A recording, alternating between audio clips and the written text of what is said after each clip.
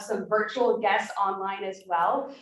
So we're very excited about tonight's program with Michael Twitty. Before we jump into the content and the conversation, just a quick overview about everything. So we are here thanks to your very generous support at the Museum of the Southern Jewish Experience.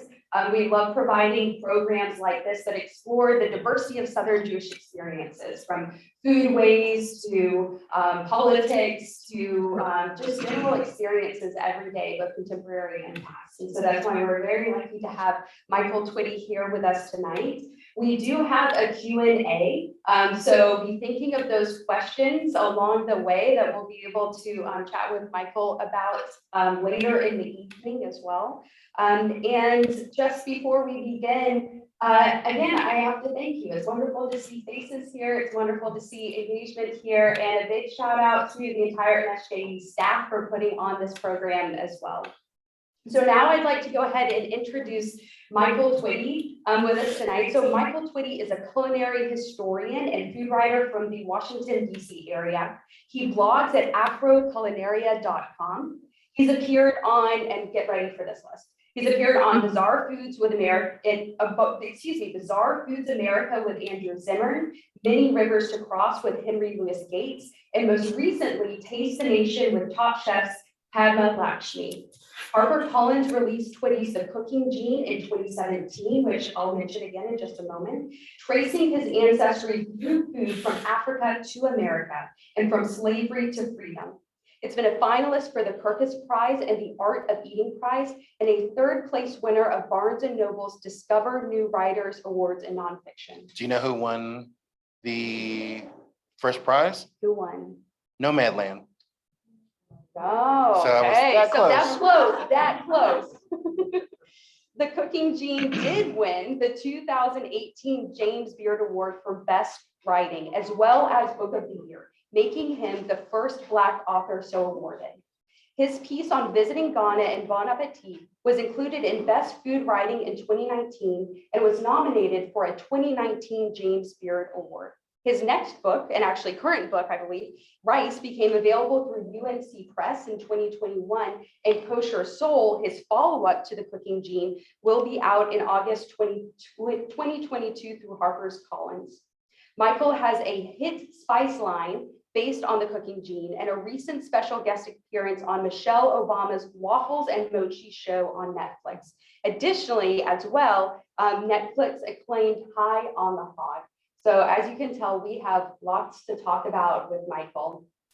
So I thought we could go ahead and just jump into the content. Sure. So what we'll be doing tonight is talking about different selections from our collections. We have about 4,000 pieces in our collection, ranging from meat grinders to ledgers, from different types of history store histories. But there are a few things that directly connect to foodways and food history. And so what we thought we would do is we would show 3 or 4 different artifacts and discuss them with Michael and talk a little bit more about how they connect to his discussion and his research as well.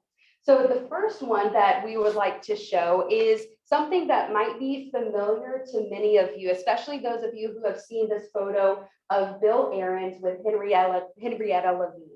So this bowl, for those of you who are in the audience that is right in front of you, this is the very same bowl and chopper that's depicted in this photo of Henrietta Levine. And it was donated just a few months ago by Morris Henry, or M.H. Levine, who's Henrietta's son. So this particular photo was taken by Bill Ahrens when he was on his road trip with Vicki Rikus Fox across the American South.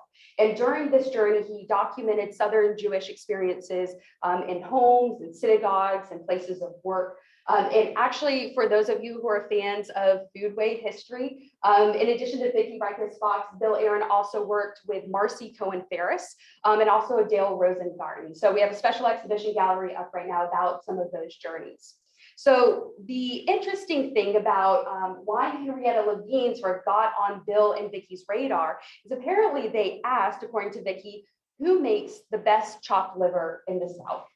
And Henrietta Levine was the unanimous answer.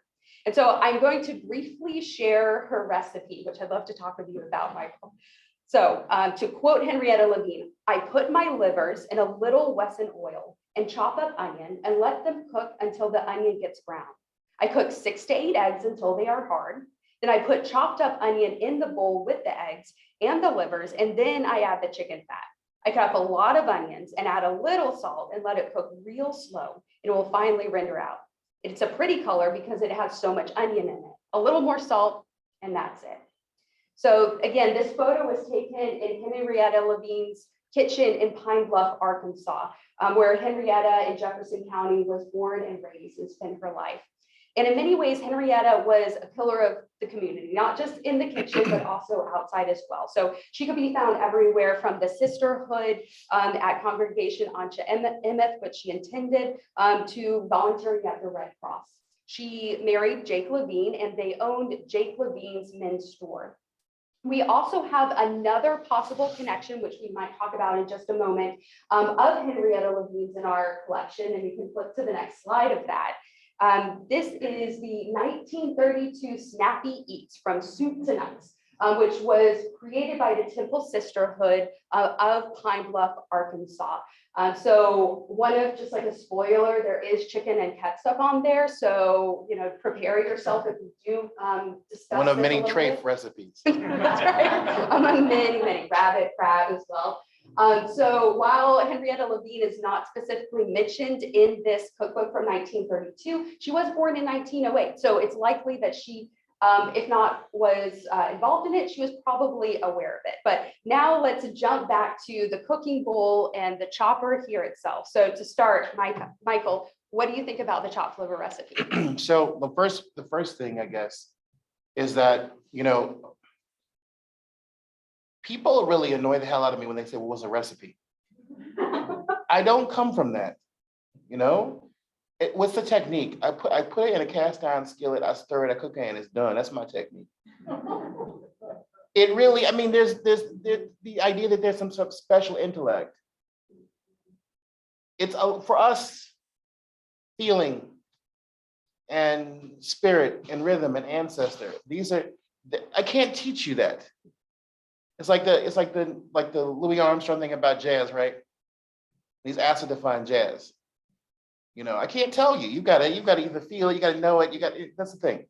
And it's impressive that she was able to sort of give, you know, the Shitterine school of cooking, which in Yiddish, a little this, a little that, you know, into this package of a recipe, which I'm sure she left out 2 things. No home cook, and no home cook of renown, who's very, you know, hospitable and has people over to the house, and will ever give you the actual real recipe. That's just a fact. No, she left some paprika out or something. She but you know, that's why I tell people all the time, recipes are like the generations. There's this assumption that the word authentic is dangerous and stupid. Replica is also a bad word. These words have no meaning in the human existence. You know, Ecclesiastes says there's nothing new under the sun. And he was right.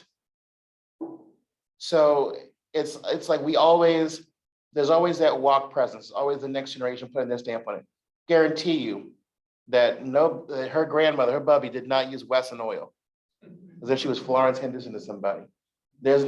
She used schmaltz, because, you know, schmaltz went with meat and butter went with dairy.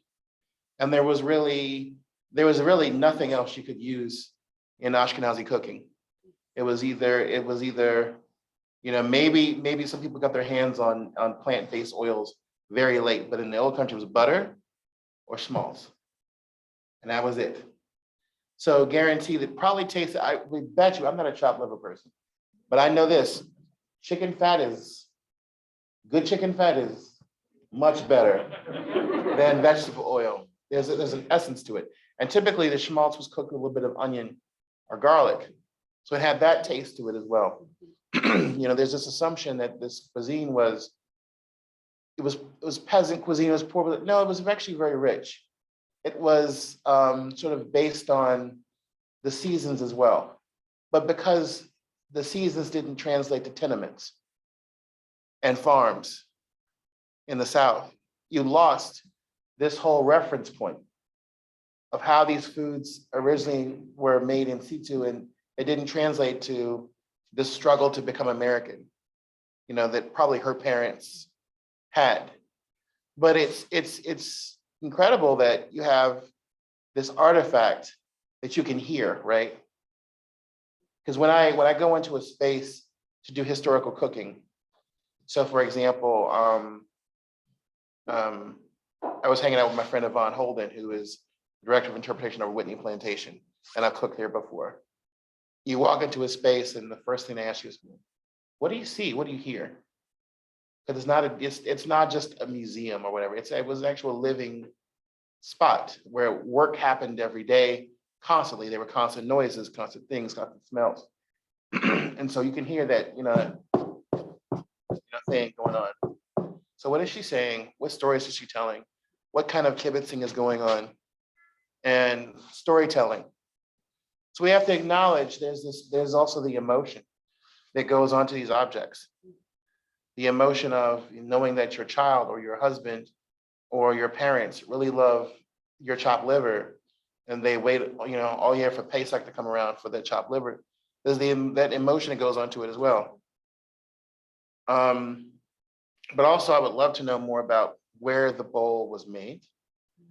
There's something special at okay, wait a minute. There's two specials. There's a special of if the bowl and the chopper came over, and there's also the special of if somebody turned it into something. Yes. So Susan Ward, who's online right now, I think is related to Henrietta, and says that the bowl, put in the chat, the bowl came over with Henrietta's mother from Russia. Wow. So I just wanted to Wow. add that. And that was actually something that wasn't in our collection notes. So again, it's a way that objects so often, you ask someone, well, tell me something about your family or tell me Right. something about your history. And Right. they'll struggle with it. They're like, well, there's this or that. And then they bring out an object. Suddenly you see everything that's wrapped around that object that you don't even think about until you have a chance to hold it Right. and hear it. And when you share it, then that's the next phase. I didn't know that until that information came about. It reminds me of Brighton Beach Memoirs, where there's this incredible line, and her niece says, "Who are the Cossacks?" And she says, "The people who who collected the pogroms in Russia." And so she's complaining about Eugene's bedroom being filthy and how they found like a jar of beans in the closet. And his mother says, "If I had let them stay in there, they would grown into a tree. But you know what? These children have no values. Because when mama left the house in Russia, she cleaned the house from top to bottom. Why? So that when the Cossacks tried to burn it down, they would have respect for the Jews." Right? That little, I know he heard that story. He did. And the fact he wove it in, I mean, that's a whole entire narrative, right? Whole history chapter. And so one asked the question, so when mama cleaned the house and they burned the house down anyway, and she's packing, she takes this. Like we were having the conversation earlier about, what do you take? You have the blocks, and the kids have to figure it out. And I once upon a time, I had a lesson that I would take with me on the road to different schools, and I'd say, here are 30 objects. Each group has to create a bag, their bundle they're going to put on their shoulder when they run away from enslavement. What's important? What is your baggage going to be? What's worthy to be passed down? This bowl survived being tossed, right? Because obviously it has, familial and historical associations. And this is why it's important that people know, especially the generation that is here now. Google ain't gonna do everything for you. Certain things, once they're gone, they're gone. That's why it's important. You may think that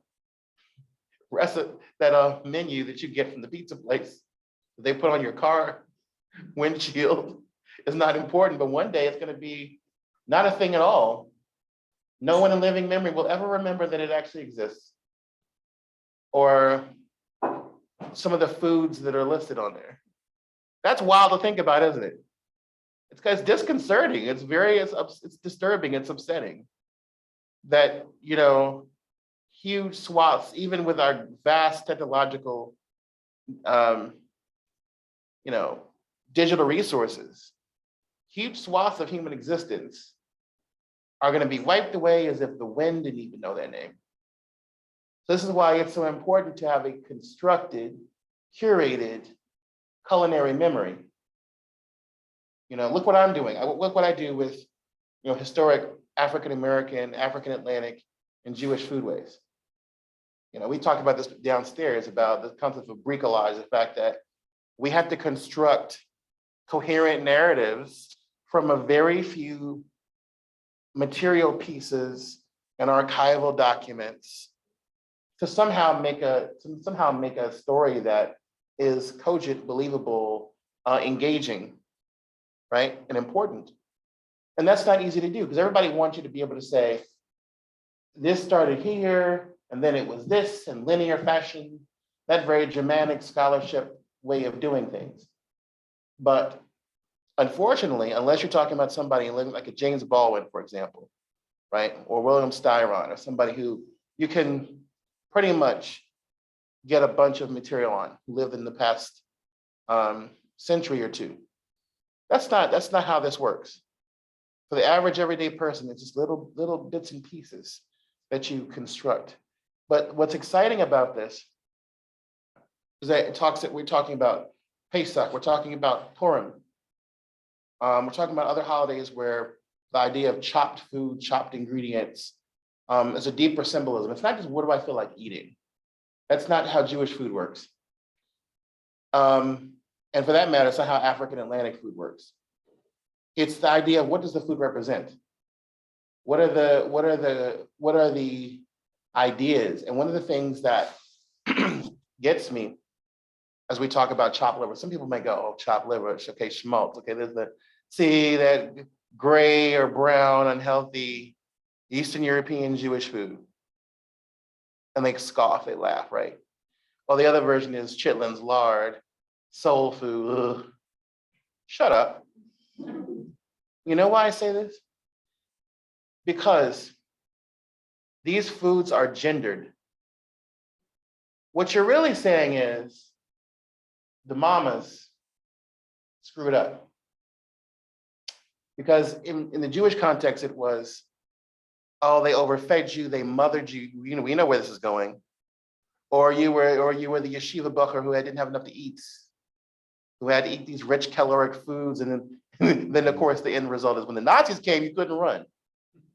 Or you were the poor slave who got the scraps from the master, right? And that you had to invent a culture and a heritage out of nothing but scraps. Both of those are incredibly anti-Black and anti-Semitic narratives that are also classist, but more importantly, misogynist. Because the mother, who in both cultures was inherently the guardian of food, of kashrut, of one of God's major commandments to the Jews, the mother had to also communicate through the food love. And we look at these reels from like Ukraine or other places, we go, wow, that's tough. Imagine if that really was your life, like most of human history all the time. Like at any moment, you could go from giggling to that's it. That's why I couldn't watch I didn't get to the first episode of Britannia. It's a show about, Roman era Britain and how the Romans invaded. And I just thought it was just, as a historian, I just thought, wow, they gotta be deep, because it wasn't just the idea these people were living in peace. They didn't know about the Romans. They were like, oh, let's have our little Celtic ceremony. And then next thing you know, where are my parents? Where's my sister? Does anything that I've been taught to believe make any sense? What do I do with myself? I don't speak their language. They're invading my country. What? But people live like that all the time, right? So how did you cope? One way was through food. The idea that Jewish grandmothers and mothers sang lullabies to their children Like in the promised land, or in the Golden of Medina, you could eat challah every day. What does that say? It says, I'm trying to give my child hope. And then when you make something delicious, hopefully you can enjoy that meal in peace. And that feeling is so important that you're going to keep that bowl in that chopper, and it's going to go door by door, generation to generation, and get passed down. That's what we're talking about here.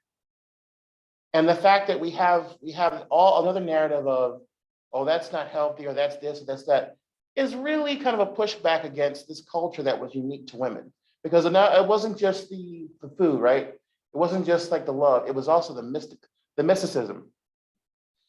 Because in Jewish cooking, depending on where you are in the Jewish world, because we're talking about Ashkenazi, Sephardi, Mizrahi, Asian, African Jewries, we're talking about other Jewish cultures that developed in the Americas in a Creole basis, of which the Southern Jewish culture is one, right?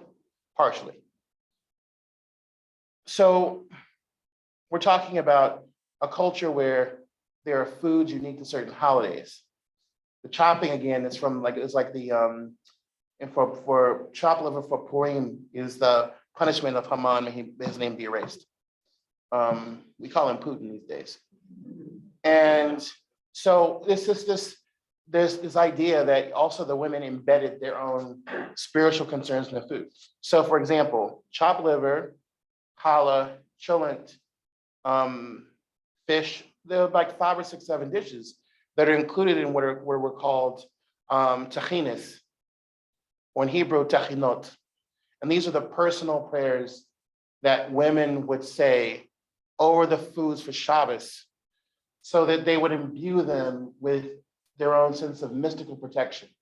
That they would pray in the name of Sarah and Leah and Rivka and Rachel, that their children be blessed, the husband be blessed, their family be protected, that the food would come out beautifully and perfect. Remember, you waste that beautiful white flour, you burn it. That's a lot of money. So I don't want to burn the bread. I don't want to ruin the cholent. I don't want to mess up the chopped liver. These dishes that are very symbolic of not just the moment, but the messianic age to come. You ever wonder why, the American Jewish table and Ashkenazi table and sometimes Israeli table is the beef, the beef or the lamb, the chicken, and the fish? They're symbolic of the feast that will be prepared by Hashem for the righteous at the end of time. The fish represents the Leviathan. I shall draw out Leviathan with a hook. That's how mighty God is. And then the behemoth is this giant cow, and the Ziz is the giant. Some of you have read that book in Hebrew school.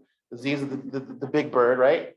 So the chicken, the beef, the cow, and the gefilte fish represent, or whole fish represent these mystical elements along with these other foods. So that these women who were probably some of the most literate women in Europe, because even if Jewish women weren't well educated in some places, they still could read a prayer book. They could still read their own. Tachinas were personal. Sometimes, if you were wealthy, you could actually get them published for yourself, for your own usage. And there's a really cool fact. One of these prayer books that was done for women in Venice by a really, really wealthy woman has the following prayer. Blessed are you, Lord our God, King of the universe, who did not make me a man. Mm-hmm. So this artifact is so very precious because it tells so many stories about the wisdom and import of Jewish women's knowledge. And we're going to use knowledge in a very broad and beautiful sense. And so I know we have other artifacts, and it's hard to move away from this one because like you took this bowl and you started tugging on all of these different ways to talk about it. And oftentimes when we talk about food, sometimes it almost remains surface level and happy. Like it's almost condensed to something like that. And you just showed how food is also a way of intentionally exploring the hard points of history. The bowl came over, but who got left behind? I'll never forget, Claire Jaffe, one of my grandmothers, some of my students back in the day. And I'm sitting there cooking with her. I loved her hands because her hands are just like my grandmother's hands. Couldn't stop staring at her hands. And I talked to her about her father and her mother. And she said her mother was a daughter of immigrants and her father was an immigrant. And like, I said to her, well, you have family in England, you have other places. Well, what, did they keep in touch? And she just looked at me like, okay, what do you mean? She said, there was no Facebook. There was no Instagram. There was no Twitter. You hugged somebody and that was it. And the more I would talk to people who had immigration experience, particularly, and it's not just everybody, it was very much Jewish more than anybody else.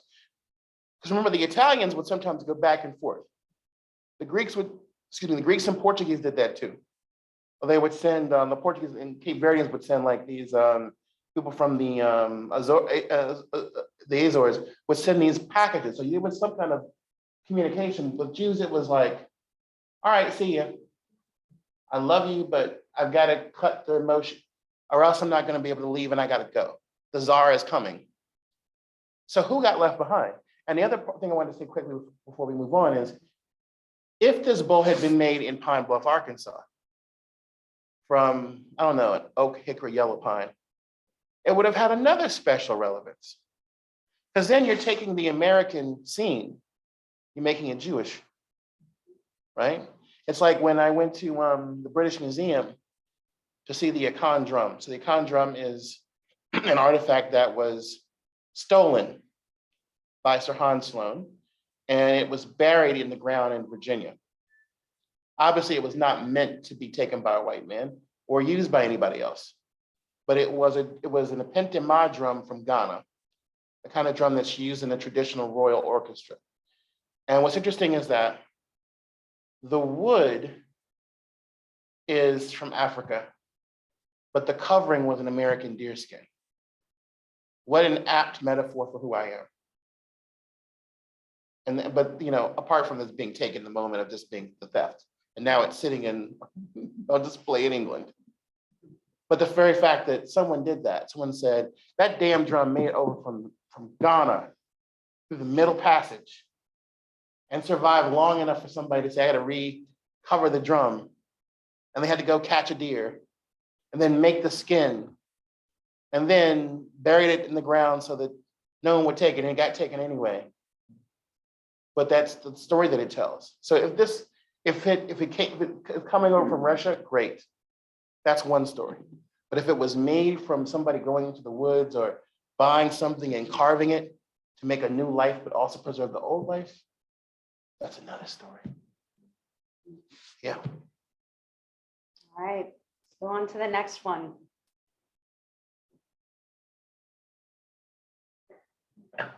So what we have next, as you can see on the screen, is a challah cover. And this is from a congregation in Clarksdale, Mississippi. I know it's a little bit hard for you all to see in person, so I'm going to lift it up. So you can see depicted on it are two braided chalot. You have the Shabbat candles as well. And what we know about the congregation that produced this is called Temple Beth Israel, and actually came from a much older congregation or gathering called Kahilat Jacob or Kahilat Yaakov in 1896. And they had several lay leaders over time. There weren't many people in Clarksdale who would be able to fulfill the roles of rabbi and later on cantor. And so at one point, A.H. Freeman or Freeman, depending on how you pronounce his name, pictured here in the center, he served both as the religious leader and also the shochet, so the kosher butcher as well. So there are, again, many layers within this particular challah cover, which is from much, much later than this time period here. But in the 1920s, something that I found interesting as well, there were tensions between the Reform and the Orthodox communities in Clarksdale. It's large enough that you started to see some of these questions. There were communications that were happening and tensions that were happening throughout the United States at this time. But instead of splintering, they actually moved into a new building, and they had 2 floors. And so they had concurrent services. The Reform held services on one floor, while at the exact same time, the Orthodox community was holding services on the other floor. And this is actually something that seems to have happened in other congregations. Mark Rubin, who's in the audience tonight, was telling me about this happening in Oklahoma City as well. So again, this is a way of multi-layered history, but I would love to see, Michael, what jumps out to you first, I would say, about the challah cover. Well, it's one of those things that can be very special and very personal. It's one of the closest things that Jewish culture has, like that sampler art that, is very common in American culture at one point. I'm intrigued to know about the 2 services. I bet you somebody, no, I don't bet you, I know that one day somebody was like, I have nothing else to do. I'll go to the Orthodox service. And the other day, I want to get this over. I'll go to the Reform service.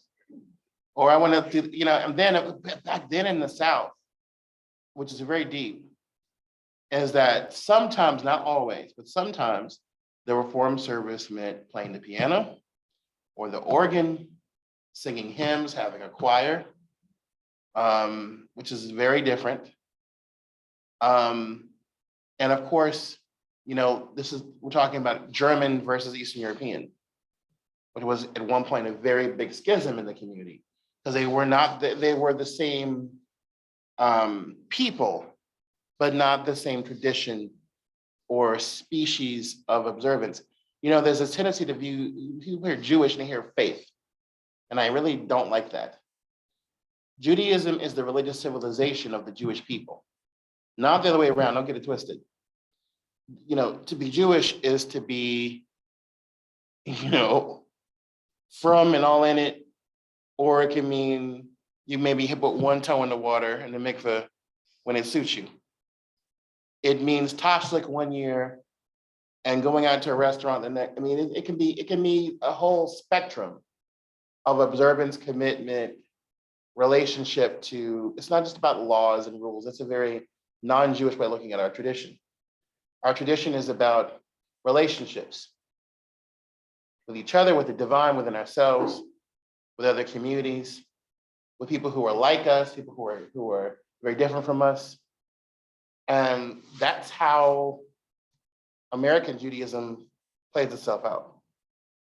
So challah cover, really important because Clarksdale's in the Delta, right? Yep, Mississippi. So this, which the Delta isn't really even settled until the age of immigration picks up. The Delta was not an area of plantations. It was actually an area that was very swampy, very unsettled, a lot of wilderness. Most Mississippi slavery was in the internal column of the state. And the obvious, there's this kind of carve out for the Delta. Then there's Natchez, which has, historical Jewish population we talked about earlier. And then the coast where the French were, then the Black Belt, where the antebellum planters came in. And then from the hills in Holly Springs, where I was a week ago, down to the middle to Jackson. And then you have these new immigrants who come into from the 1870s onward. Then 1880s, it picks up, in 1890s, it gets on it. So you have this area where you went from having nobody to having Black, white, Eastern European Jewish, Lebanese, Syrian, Greek, Chinese, and Mexican, which is why you have tamales in that cookbook, which is why you have Jews making their own adaptations, barbecue becoming a part of life, so much so there's now a kosher barbecue competition in Memphis. But also Chinese immigrants who are oh, where there's no bok choy here, we got collard greens, let's use those. So all these substitutions and interrelatedness to the point where now it's like, it only didn't take very long. From 1880s, 1870s, 1890s to mid-century. And all these people were thoroughly Southern. They were not aliens. And in fact, they were all sort of living a life where they may have had their own particular ethnic and cultural identities, but their number one allegiance was to being Southern. You know, you ask any real Southerner which comes first, American or Southern, they'll say Southern every time. I say it too. You know, that's from the very beginning of Southern history and culture, from the late 18th century. That's our country. Very problematic, right? Because we've seen how that can be abused. It's still being abused. But also there's an understanding that comes from that. But in that space, you still have these things that are 1000% the tradition, like that challah cover, which represents a weekly observance.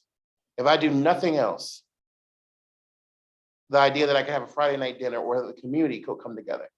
It's like we were talking about community versus individual families, right? And how, like, for a lot of Southern Jewish communities, particularly in the Delta, other areas, that steadily grew, but were still small compared to other Jewish communities. The community engagement was very high. You know, you went to shul mid-pool because you had nowhere else to go to be Jewish. And so, you know, massive communal seders, you know, big Friday night dinners at the congregation. Marcy and I talked about that in Blytheville and Pine Bluff. You know, you went to the shul Friday, and it was a potluck. Everybody was there, you know, and you were celebrating being Jewish together. And so this consistent sort of like need to sort of be in that space and anchor each other is what that piece of cloth means to me. Not to mention the fact that, you know, so why do we even use a challah cover? Because when you're saying Kiddush, you are not allowed to disgrace the bread by it being naked. Don't ask me why. All I know is you have the Kiddush cup, and you have the chalot, and you have the cover for the chalot, and when you're saying the bracha over the wine, you are not, the bread is shy, and you're supposed to, and then only when you're done saying the bracha over the wine, can you then unveil the bread and that's how that works. Well, we have just two more. I think we'll go quickly through the next one, which is also the bread doily, but then finishing with something that you've contributed to our collection. So the next one has come to us from Jewish Heritage, North Carolina. We already talked about sort of who gets left behind when certain histories or artifacts are brought over or made. And so here, it's probably for the audience a little bit easier for you to see on the screen here. So we have two, they were termed as challah covers from Jewish Heritage, North Carolina, who actually sent them. We received them a couple of days ago for this talk. And what we found interesting is we were just talking about covering the challah so as not to be embarrassed. Now, if I were a challah and wearing this, I might be a little embarrassed because you can see some of the holes. And so we were talking about how, you know, these are likely bread doilies that could have been adapted as challah covers. Now, we don't have much information about the families. We know it's from a Jewish family, right, but there's adaptation going on. There's holes in the history going on. Right. I mean, that's a thong and the other one's a bathing suit. Yeah, but you know what, when you actually showed them to me online, on Zoom, I immediately thought about the kind of things that my grandmother would have had. That's not uncommon. That was not a Southern household from a certain generation. Because the biscuits and the bread and the light bread was special. You know, cornbread was called common. You know, light bread was called seldom for a reason. You just didn't have it. And even then, what's weird is that people think the yellow cornbread was a thing. All of my grandparents grew up with white cornmeal. Yellow cornmeal was industrial, and a lot of them would not eat it because they associated the yellow corn with animal feed. So now everybody, you ask a kid, what color is cornbread? They're gonna go yellow. Well, our cornbread back then was only golden brown because it was baked that way. But if you looked at the meal and the flour, no, that's not how it worked. And these were, it was very special.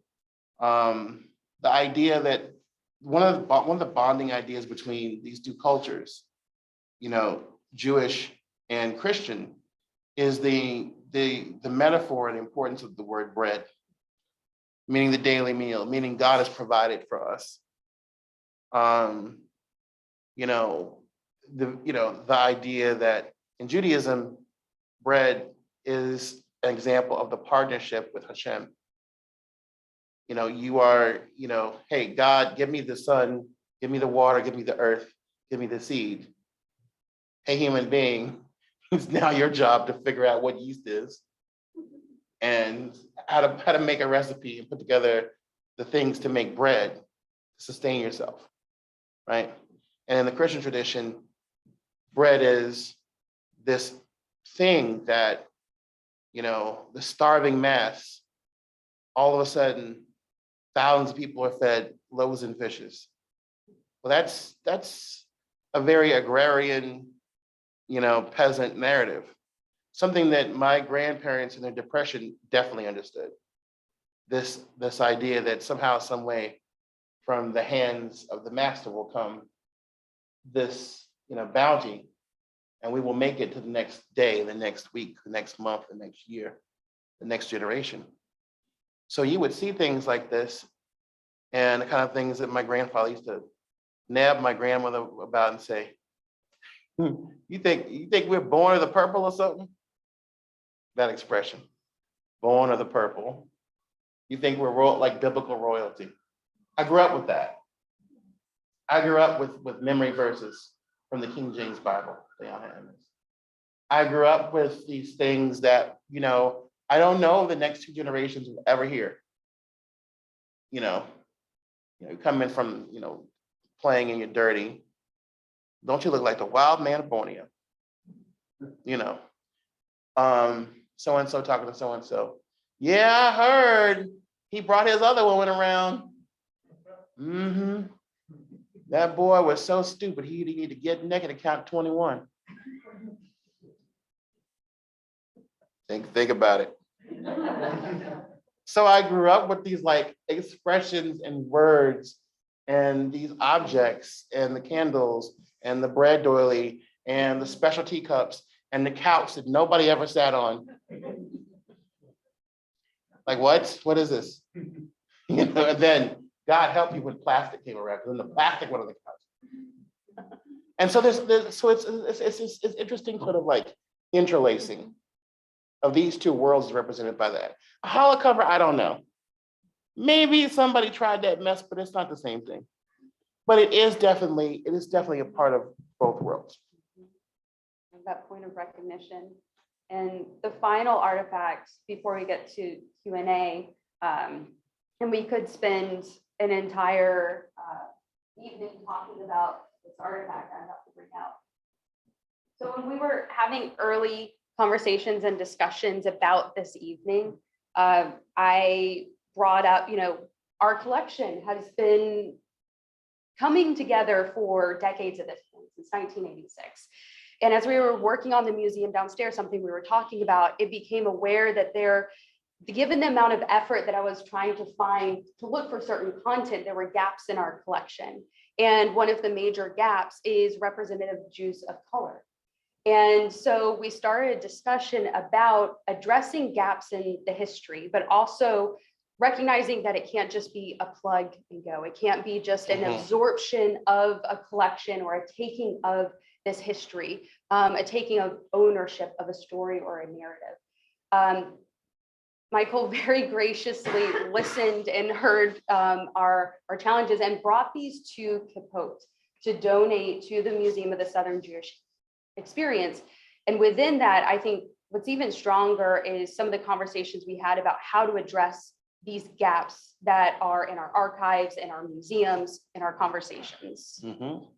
So, these are by an artist named Jordan Casey, and they were given to me by a doctor, Professor Myron Beasley, who is actually here in the city. I didn't know that tonight for a presentation, and lives in Maine, teaches at college in Maine.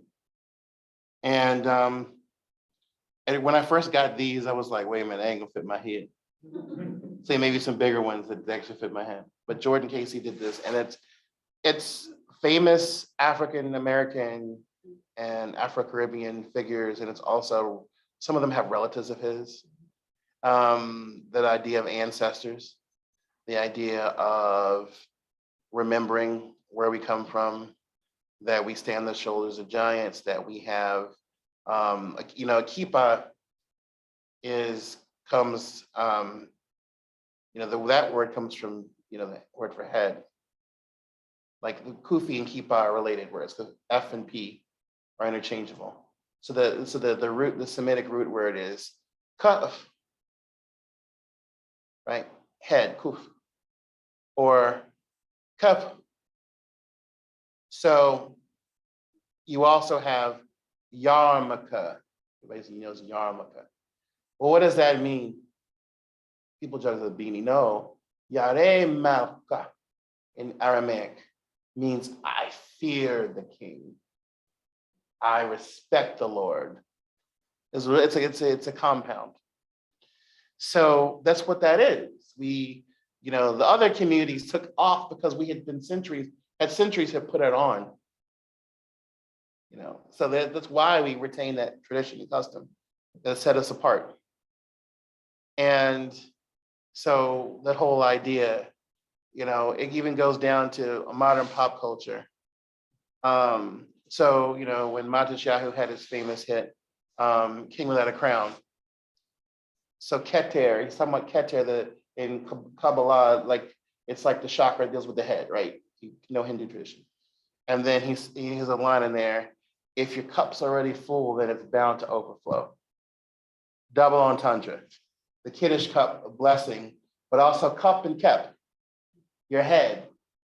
If you already have too much stuff going on, you're not going to be able to receive this, you know, mystical divine thing that's going to save you from your troubles. So there's all kinds of levels there. And then, of course, in Black tradition, head coverings, well, in the Black church, you know, we don't just call the hats that our matriarchs wear hats, we call them crowns, which is very, you know, that's blood memory, because in Yoruba culture, the head wrap, the gele, and also the kind of caps that the kings wear, and other royalty, they're called crowns. Ade. Have you ever seen, you know, like Sade? That's part of a longer name, her name. Anytime you hear King Sunny Ade, a lot of Yoruba, and I'm also part Yoruba in my DNA, a lot of Yoruba have Ade, which means the crown. So that idea of, I got to protect, because why? Because this is the part of me that's close to the ancestors.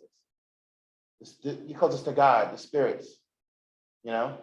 So there's this trip, there are these multiple layers of Jewish, Afro-Atlantic, Middle Eastern, American, you know?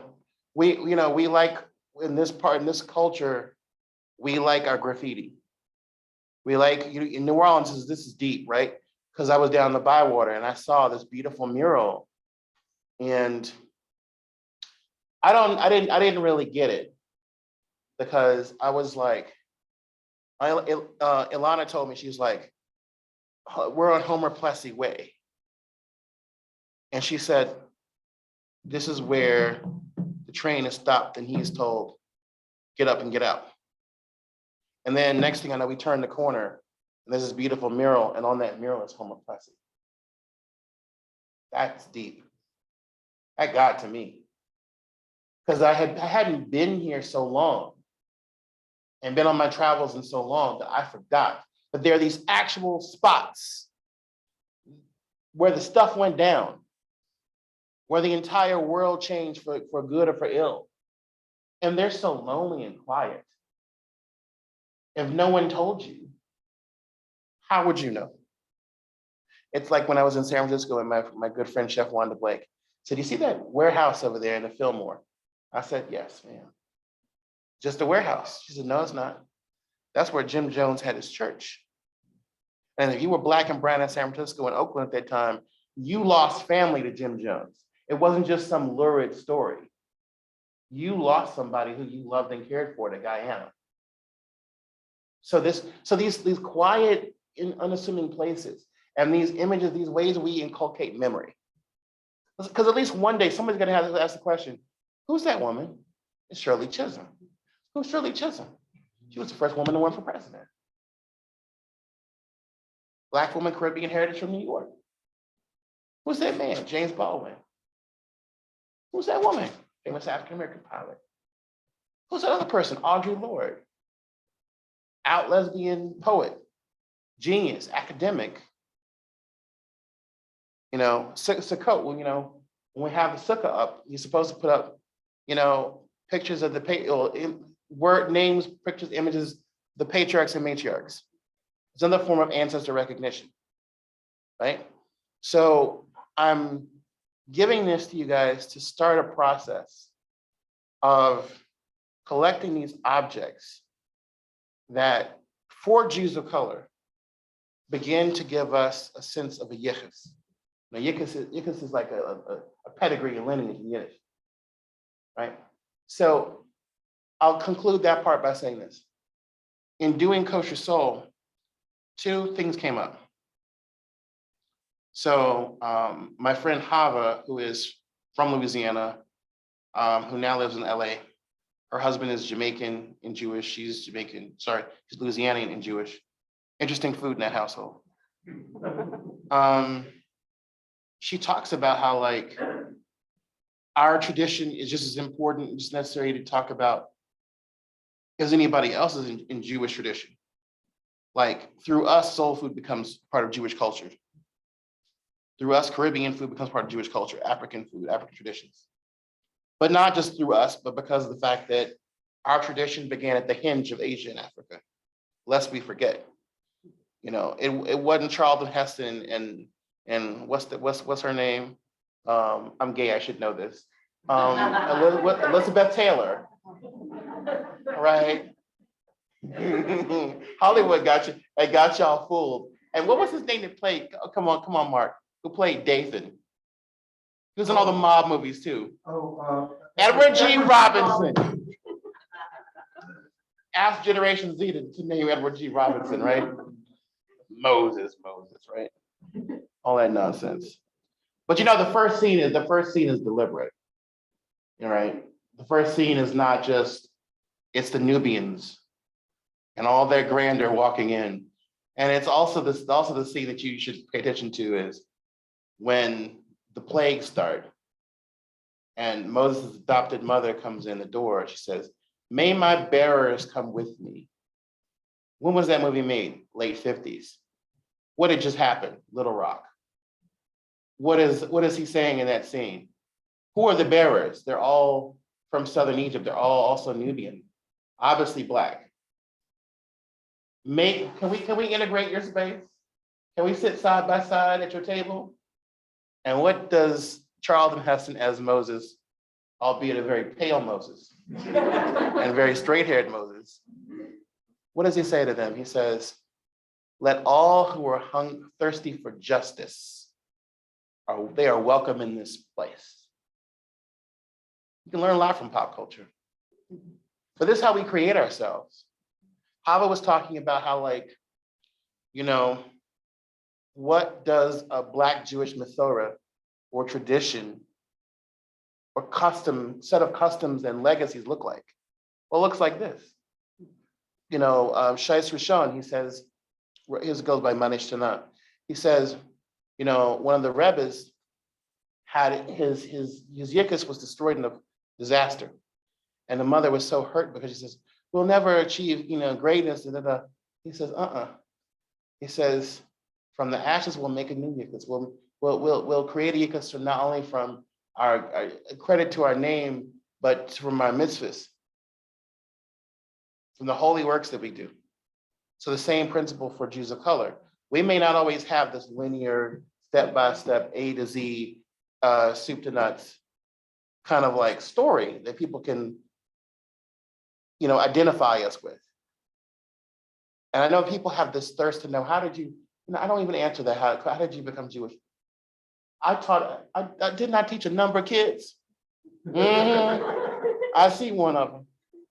I see you, Miss Toplin. And even with a mask, I taught a lot of kids across 5 synagogues. And not to mention camps, not to mention youth group. That's more important than the other part of my journey. Obviously I had a loving and an accepting community and grew into others. Sat at many tables. And there was a point where it just, origin stories are not important as endurance stories. And that's what those keyboard represent.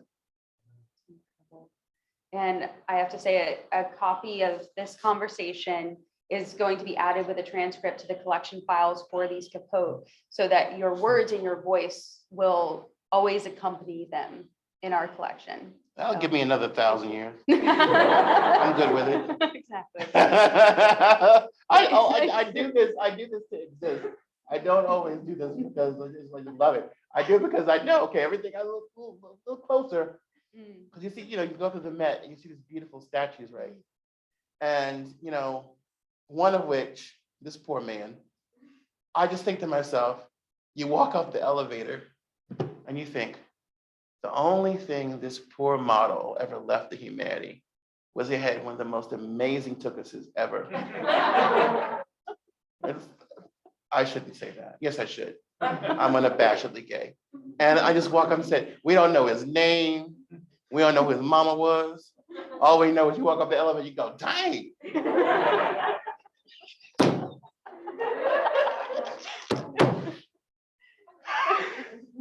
And that's it. You know nothing else, right? So it's important. To close that point, it's also amazing to go through those spaces and see, one of which is like, it's called An Ethiopian Boy Sleeping Next to an Amphora. And it's a depiction from classical Athens. And he's probably not Ethiopian, he's probably from some part of sub-Saharan Africa. But he's enslaved or a servant, and he is sleeping against this amphora. And I'm like, you don't know his name was? But we know that he was there. And by knowing that he was there, we know that we were there, and that we shouldn't be erased from classical history and other histories. But not only that, but that we had our own histories in our own place, in our own lands. That thing too. So, yeah. Thank you. I know we have a few minutes of time. I think, Lizzie, is that right? For questions from the audience. So for people who are online, I'll be repeating the questions. So if you have a question, if you would like to go ahead. Yes, in the blue. I was wondering if you could discuss the intersections of Jewish and American, African American food, because I remember going to a restaurant with a friend, and there was one other Jewish person in our group. We went to a soul food restaurant, and the one thing he recognized on the menu was liver, was fried. For the virtual audiences, the question is if you could discuss the intersections between Jewish and African American food based off of an experience you had in a restaurant where someone was recognizing liver. I better be able to do this by now. So here's the deal, especially with this daggone book. So here's the deal. The very fact that we see liver isn't like considered by most Americans a prime cut, right? Most of us can't even identify the parts of the cow, where it came from, if we do eat meat. Once you can, it's very disturbing. But butcher will always go like this, and now you have to think about your own body in those terms, right? So offal, which is the nice way of saying these parts people think of as throwaway. They're actually never really been throwaway. And as we all know, the French will make it into something gourmet, and you love it, right? Because the other part of this is that sometimes the liver isn't the bottom of the barrel. It was the Jews in Europe who were the people who produced foie gras, the liver for foie gras rather. That was a very deep part of our history. So there's all, it wasn't just the food in the shtetl or the ghetto, it was also the Linzer torts. It was also fish and chips. It was also the tomato in Italy. People who are oppressed and marginalized are often the ones who bring forth these cultural and culinary innovations. And so that speaks directly to what Black folks in the African Atlantic have done. Now, when I say the term African Atlantic, let me be very specific. African Atlantic is a way of saying that this was not a one-way journey in exile. It's a conversation among diverse groups of Africans in the New World, between the New World and the homeland, and over time and centuries, not just in historic periods. So the very idea that you can see certain things in Congo popular culture today, like, for example, the young men the Sapeurs, that dress up in the beautiful fedoras and suits. Well, why do they do that? Why do the Haitians do something very similar? And why do Black folks do the zoot suit thing back in the day? When your brain sees all these pieces together and the way the colors and the way music plays a role in these cultures, you go, there's something deeper here. I'll even bring it home for y'all. When I'm here during Second Line Sunday, you see these little boys and little girls, and they just snazzy, and they doing their thing, and the feathers that are both indigenous and from Congo culture, and the word jazz has a very specific origin. These layers, the African Atlantic, the culture of Vodun, the culture of Santeria, Candomblé, the fact that there's this beautiful map that shows all the different kinds of music in the Americas that have a Black influence. It's virtually every single one. Okay, and so the food is that liver and other things. This is the food of not just survival. That's really bland. It's also the food of just innovation and appreciation. Before we were talking, it's not just I'm hungry, we got to eat. Don't waste a drop. No, it was actually just let it taste good. We want to use this part. We respect the whole animal. Long before fancy chefs were saying that, people who had to live and who were in community with these animals. I've seen it in Africa. The rest of the world, Hawaiians talk about taro, or what they kalo in Hawaiian. They call kalo brother. The Cherokee call corn mother. The Igbo call yam father. The people of New Guinea call sugarcane mother. We're the ones that think of food as something that's separate from us, that is aspiritual, right? So there's this deep sense in both Jewish diaspora foodways, which again is not just European, but Middle Eastern, South Asian, East Asian, African, and beyond, and African Atlantic foodways, that food is very spiritual, but also food is migratory, because you don't know where you're going to be next. Our history is the history of being pushed across the map from place to place. Somebody said to me, why do some people look down on garlic powder, other people don't? I said, I don't know a single Jewish family or a single Black family or Latin family down on garlic powder. I said, what? Because we got to move. You don't know when the next time we got to pick up and run. Damn right I need my garlic powder and my garlic salt. I can't make no potato salad without either. I can't make that roast chicken for Shabbos without either. Kidding me? I need to have things that are what's the word I'm looking for? Begin to the P, brain, run a brain. Portable, thank you. Bye-bye. Right? Portable. I need a portable heritage. Jews and African people in separate and in Venn diagram form were in a lot of the same place at the same time. 1492 is the year that the Inquisition starts in earnest and the expulsion happens, right? Well, where do you think some of those Jews are going to? The Americas and the islands off the coast of Africa. So it's already started. Jews in the Caribbean and Jews in the South have very parallel histories, because there's this, okay, if I go to the edges of the world, they can't catch me, or they're going to have to work really hard to get me.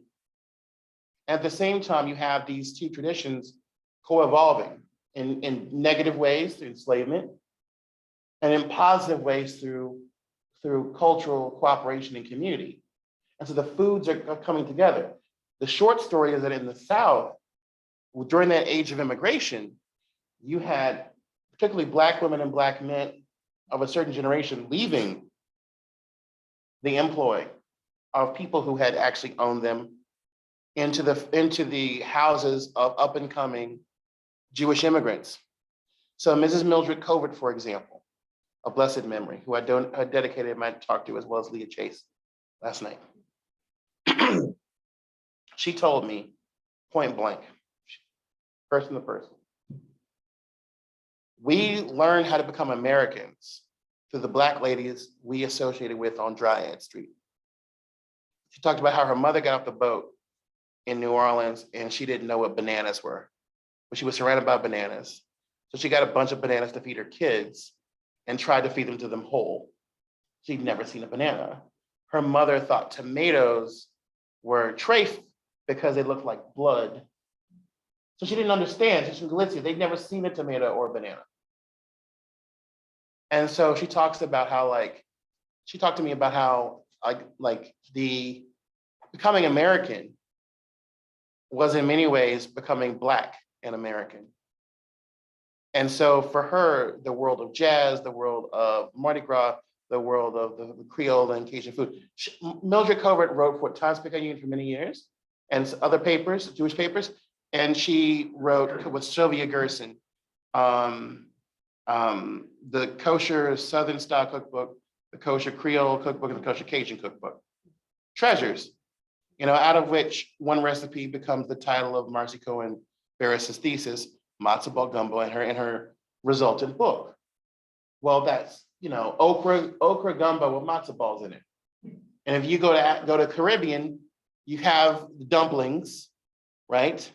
And you go to Africa, you have dumplings, you have fufu that are in the stew. You eat them with there's something magical that happens. There's the black-eyed peas and kishka. It's the matzah meal fried chicken. It's the turnip greens served with a roast for Shabbos. It's me making collard green kreplach, right? It's this unabashed appreciation for the layers and levels that there's a dialogue in the food. I don't even know how to describe it to you, but there's a dialogue in the food and understanding. You can't just take any foods and mash them together. Like Mongolian and Italian, don't try it. Inuit and, Brazilian chascaria. You imagine, how do you like your whale done? But these two cuisines that are both global, that represent movement and exile and migration and reaffirmation and resistance, have a lot to say to each other. And so last but not least, for Jews of color that I interviewed for Kosher Soul was very interesting, is that we have this, their worldview about food was very similar to when I interviewed white Southern Protestants who had converted to Judaism, which is very similar to the worldview of African-American Orthodox Muslims. They're all sort of shopping for the same things, seeing the diet, seeing halal and kashrut in very similar ways. And there's the most important thing among all those different groups was the dedication to what they felt were the principles and ideals of Southern food. There's the idea that I must retain, or Caribbean or Afro-Latin, I must retain these essential things. I gotta make plantain. I gotta have greens. I gotta have some hot sauce, hot pepper, hot this, hot that. The potato salad needs to be right. By the way, I had some potato salad, Diego, New Orleans. Che, I'm not going to tell you who it was, my Nigerian voice, but it was as sweet as candy. And I said, this person does not know how to cook. So that's what it is. It's these beautiful sort of layerings and incorporations that that's why we're Americans, right? People have forgotten that. We're Americans because for good or for ill, we have this amazing opportunity to learn from the entire world that's your neighbor. And if you are not happily contaminated, then you have forfeited your right and privilege to be an American. And that's a shame. I have to say that is the perfect question to end on, I believe. That was. I talk sort too of- much. No, you don't. For our in-person guests, if you'll stick around, we have another 15 minutes or so. For our virtual guests, thank you so much for joining us. Just as a quick wrap up before we say our final thank yous to Michael, many different ways to engage. Of course, you can find us on social media where you can find out about different events like this. We would love to have you be a member where you can hear about events like this. One of the first ones to hear about this event. And of course, any form of support that you can provide, form of donation, is incredibly important to us, but most important, the donation of your attention and your time tonight. It's incredibly helpful. Finally, you can sign up to get our newsletter using the QR code or going to our website at msje.org.